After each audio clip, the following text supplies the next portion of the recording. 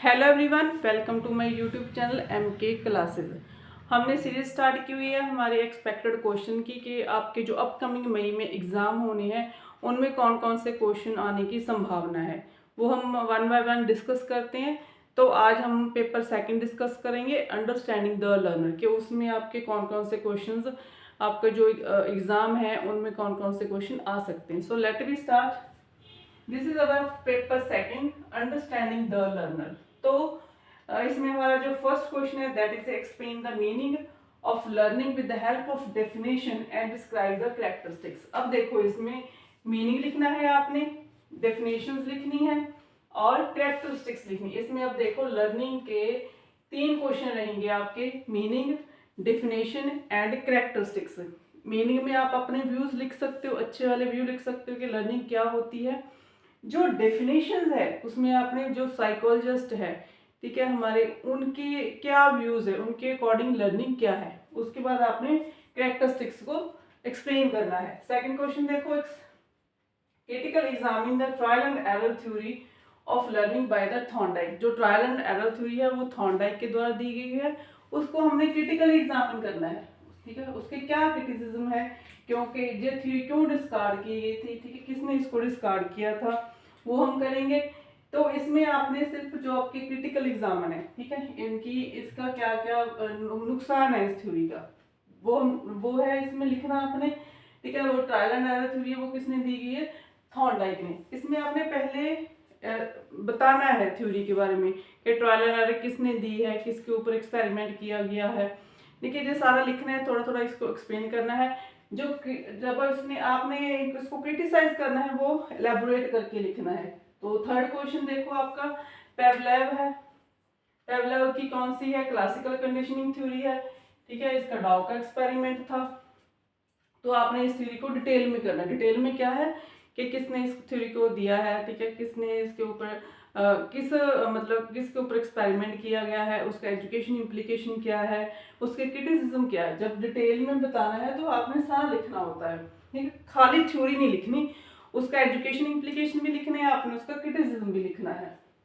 Next देखो, explain the phenomena of learned helpless and discuss how it is a form of the classical conditioning. ये इसमें भी आपकी जो थ्योरी है ना, यही वाली, इसको क्या किया है, इसको मोल्ड करके क्वेश्चन को बताया गया है। ठीक है, कि जो लर्निंग के लिए हेल्पलेस होता है, ठीक है, उसके क्या जो मतलब क्या लर्निंग में कौन कौन से ऑब्स्टेकल रहते हैं, ये आप इसमें डिस्कस करेंगे। And how it is a form of the classical conditioning, जो मतलब कि उसकी क्रिटिसिज्म किया है हमने, ठीक है, उसको हमने कैसे उस फॉर्म को हमने डिस्क्राइब करना है। नेक्स्ट देखो, how can we measure the intelligence. ठीक है, अब देखो यहाँ पे इंटेलिजेंस का क्वेश्चन है, ये भी काफी इंपॉर्टेंट टॉपिक रहेगा आपका पॉइंट ऑफ एग्जामिनेशन व्यू के ऊपर। तो इंटेलिजेंस में सबसे पहले जहां से नहीं आपने बिल्कुल स्टार्ट कर देना कि ये इंटेलिजेंस के टेस्ट है, ठीक है, वर्बल टेस्ट है, नॉन वर्बल टेस्ट है। सबसे पहले आपने इंटेलिजेंस का मीनिंग बताना है, कॉन्सेप्ट बताना है। उसके बाद आपकी डेफिनेशंस रहेंगी।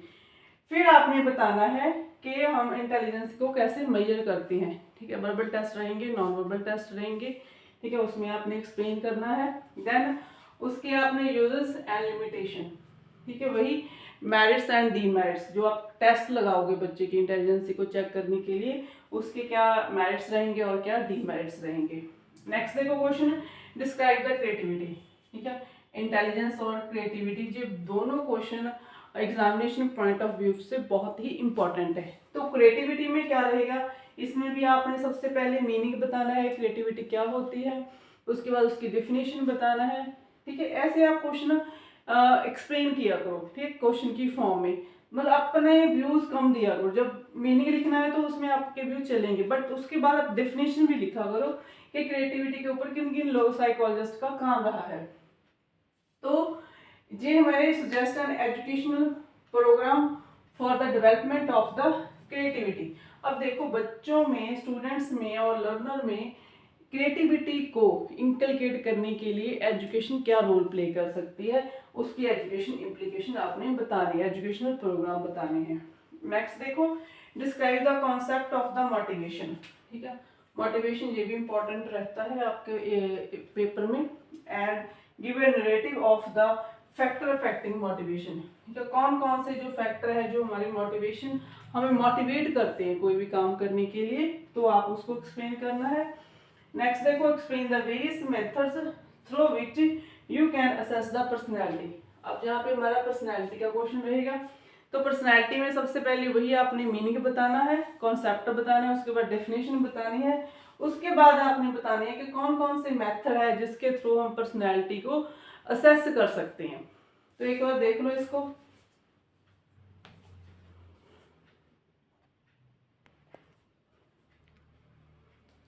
तो नेक्स्ट देखो, next discuss the identification of intervention of educational backward children. तो ये काफ़ी इंपॉर्टेंट है क्वेश्चन, अच्छे से याद कर लेना। बैकवर्ड चिल्ड्रन, ठीक है, उनकी आइडेंटिफिकेशन होती है, ठीक है, उनका एजुकेशन हमने इसको कैसे, हमने बच्चों को बैकवर्ड चिल्ड्रन को कैसे हमने एजुकेट करना है, कि कौन से मेथड हम अपनाएंगे, कैसे टीचर्स रहेंगे, कैसे टेक्स्ट बुक्स रहेंगी, तो how we help the backward children in education. ये कर लेना, mean, median and standard deviation. इसके क्वेश्चन भी रहेंगे आपके थोड़े से प्रैक्टिकल में। तो नेक्स्ट देखो, importance of the mental health. Mental health के क्या इम्पोर्टेंस होती है, कौन कौन से जो मेथड है हम यूज़ करती हैं for the improvement of mental health. Mental health में इसमें आपने लिखना है पहले मीनिंग क्या होता है मेंटल हेल्थ का, फिर आप डेफिनेशन अपने कॉन्सेप्ट लिख सकते हैं। तो इसका क्या इम्पोर्टेंस है मेंटल हेल्थ का, ताकि हम उसमें इम्प्रूवमेंट कर सकें। With the help of the teacher कर सकते हैं, काउंसलर है, गाइडर है, तो उनका भी इसमें रोल रहेगा। नेक्स्ट है critical evaluate the construction of intellectual theory Gilford. अब देखो गिलफर्ड की ये हमने इसका क्वेश्चन क्या पूछा है, उसने इसके क्रिटिसिज्म पूछे हैं। तो सबसे पहले हमने सिर्फ इसमें क्रिटिसिज्म नहीं लिखने, सबसे पहले हमने गिलफर्ड की थ्योरी के बारे में बताना है कि उसने कितने कॉन्सेप्ट के थ्रू अब हमारी जो गिलफर्ड की जो इंटेलिजेंस थ्योरी है उसको किस प्रकार एक्सप्लेन किया है, या कौन कौन से उसने मेथड्स लगाए हैं। तो उसके बाद आपने इसका क्रिटिसिज्म करना है। लास्ट ईयर जो क्वेश्चन रहे थे ना, वो आपको फॉर्म में आए थे। जैसे ये वाला लास्ट ईयर का क्वेश्चन रहा, a learner who have learn to play guitar. बच्चा गिटार बजा सकता है इजिली, और टू द वायलिन भी बजा सकता है, वो इजिली अच्छे तरीके से बजा सकता है गिटार और वायलिन बोथ। बट जब वो फ्लूट बजाता है तो उसको डिफिकल्टी आ रहा है, he is not able to play the flute properly. तो फिर इसमें हमने क्या करना है, ट्रांसफर ऑफ लर्निंग। तो हमने कैसे ट्रांसफर ऑफ लर्निंग के बताना है कि कौन कौन से हमारे उसमें ऑब्स्टेकल रहते हैं लर्न करने के वक्त, ठीक है। इसका मेन क्वेश्चन यही रहेगा, ठीक है। इसने ये तो बता दिया कि दोनों तो जो है, जो गिटार और वायलिन है वो तो अच्छे से प्ले करता है, बट फ्लूट को बजाने के लिए उसको डिफिकल्टी हो सकती है। ये हमारा ट्रांसफर ऑफ लर्निंग का क्वेश्चन रहेगा। इसमें क्या लिखना है आपने कि कौन कौन से ऑब्स्टेकल रहते हैं हमारे जब हम ट्रांसफर ऑफ लर्निंग करते हैं।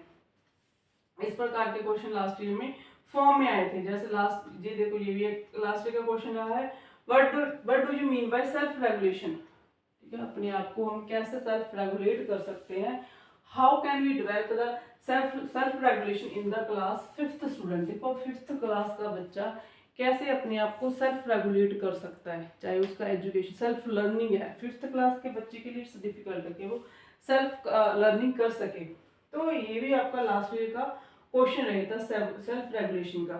तो नेक्स्ट है हमारे कुछ शॉर्ट नोट्स। इसमें जैसे आप स्किनर की किसके ऊपर थ्योरी थी, स्किनर ने ह्यूमन नेचर को कैसे स्टडी किया है ना, पिजन के ऊपर थी इसकी थ्योरी।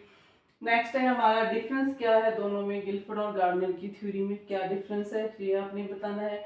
मोटिवेशन के क्वेश्चन रहेंगे, एक्सट्रिंसिक मोटिवेशन आ जाए, चाहे आपकी टाइप्स ऑफ मोटिवेशन आ जाए, चाहे एक्सट्रिंसिक आ जाए, चाहे इंट्रिंसिक मोटिवेशन भी आपका शॉर्ट नोट के पॉइंट ऑफ व्यू से इंपॉर्टेंट है। कोएफिशिएंट ऑफ कोरिलेशन पूछ सकते हैं, मीन मीडियन वो पूछ सकते हैं, रैंक के बारे में पूछ सकते हैं। ये भी आपके सेंट्रल टेंडेंसी के अंडर ये सारे क्वेश्चन रहेंगे। नेक्स्ट है हमारा emotional intelligence.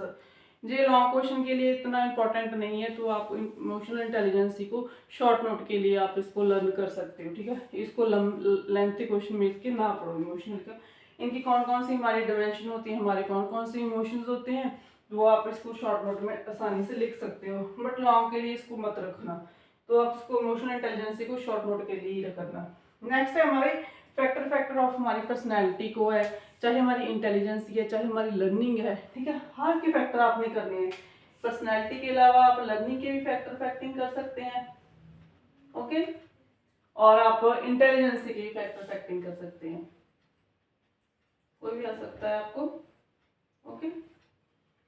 Types of motivation है, ठीक है, डायरेक्ट है, इनडायरेक्ट है, एक्सट्रिंसिक है, इंट्रिंसिक है, there so many types of motivation, उसको आप कर सकते हो।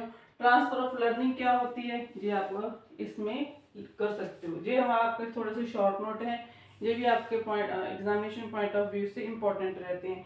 वैसे हमारा ये यूनिट 5th में रहता है, यूनिट 5th में आपका जो आपको कंपल्सरी होता है, इसमें आपको कोई चॉइस नहीं रहती। तो एक तो ये होता है इसका, दूसरा इसमें आपका यूनिट 5 में सारा सिलेबस कवर होता है, ठीक है। इसमें ये नहीं है कि एक पर्टिकुलर यूनिट्स में से आपको क्वेश्चन आएंगे, इसमें आपके जो चारों के चारों यूनिट्स है ना, उनमें से कोई भी क्वेश्चन आपको शॉर्ट नोट में आ सकता है, ठीक है। तो एक बार देख लेना है, ये आपके मोस्ट इंपॉर्टेंट क्वेश्चन है on the point of examination view से। So thank you so much.